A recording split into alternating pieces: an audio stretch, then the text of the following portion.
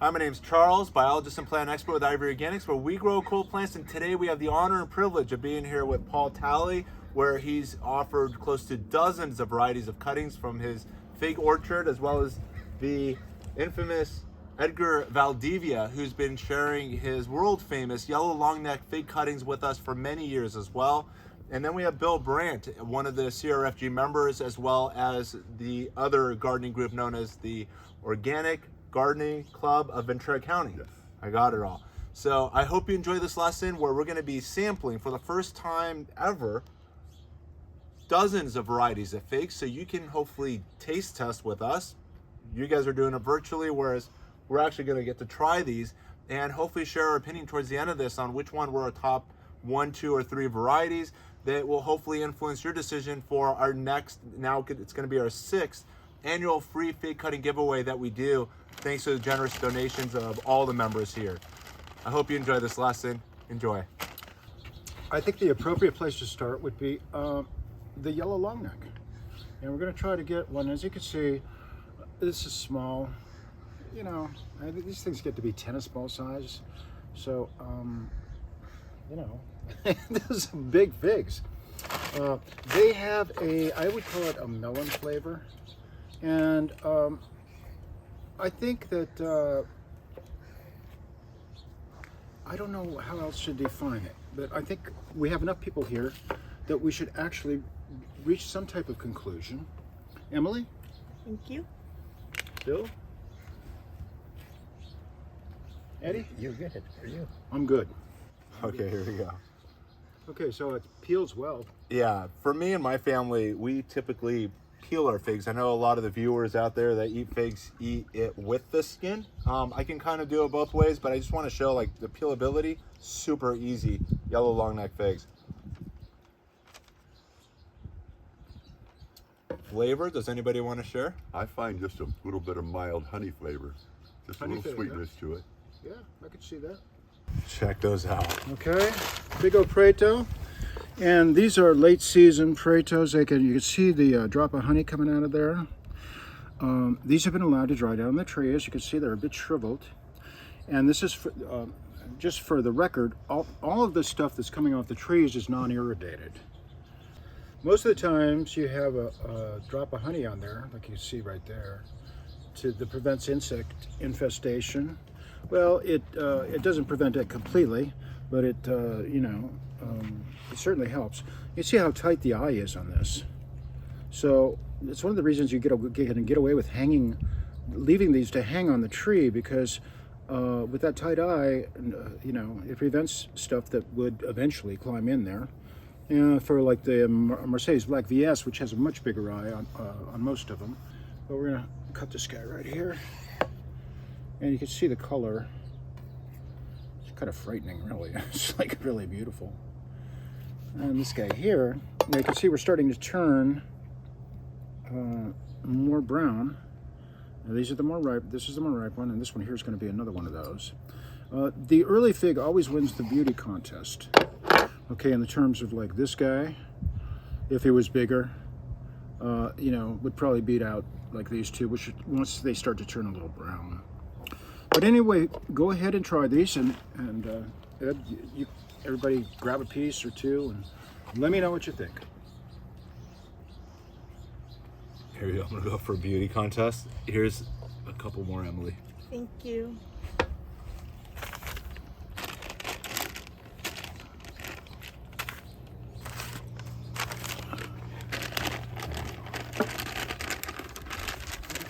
You know about the fig Operato, what I like it is has a flavor like you eating a raisin, grape raisin. You know, because I eat with the skin, and that very good sweet raisin flavor. I love it. Very small but very tasty. How about you, Bill? I kind of felt a tiny bit of, did you mention raspberry before? Not for this one, but I was thinking raspberry. If there's one flavor I could have added to this. Yeah, a tiny bit of raspberry in there. It's got a little berry flavor. But I like how Edgar also added grape, like a raisin, Yeah, raspberry, depending, I guess, the maturity of it. Yeah. very good. The Santa Rosa is not very ripe, but you could see it's going to have a tendency to crack on it. See that?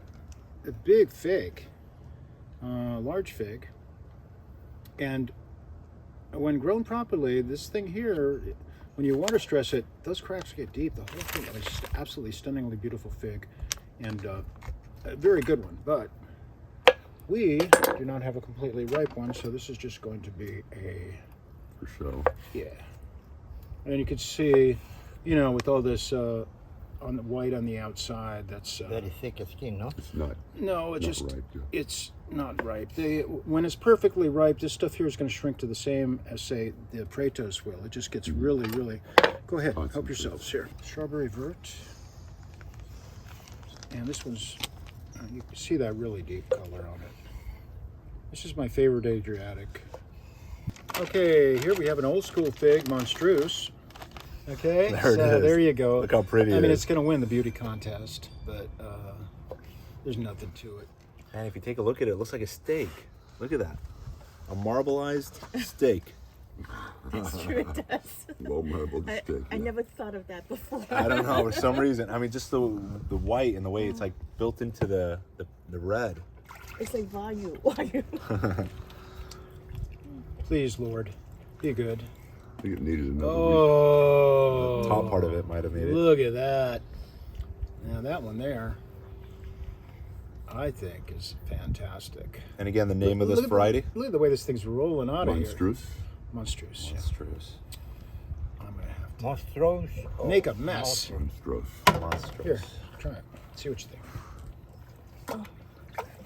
I know the strawberry variety. This actually has the most strawberry flavor for a fig that I've ever tried. Paradiso. And I've never used the word before, but I've noticed like the marbleization is different also between the fig varieties. And here's my Oh, Paradiso, this is baby. nice. This is really nice. So we've tried, I'd say, upwards of a dozen, maybe 20 varieties of figs. I'm hoping there's one or two that hopefully stuck out for all of us. I know I've got my top two I'd like to share, but Bill, if you want to go first, Bill Brandt, if you want to share with us your top one or two. I thought the white Madeira was good, and I also think the Fig Operato was excellent. about Okay, Edgar? I don't want to brag that, you know, I've been growing the yellow long neck for a long time, but I say the yellow long neck is number one. And number two is Fig Operato, and Black Madeira is number three. I'd have to go with that. Oh my, what was it? The big juicy one, Monstrous, right? That was Monstrous, and then there was Santa Rosa, which was pretty good.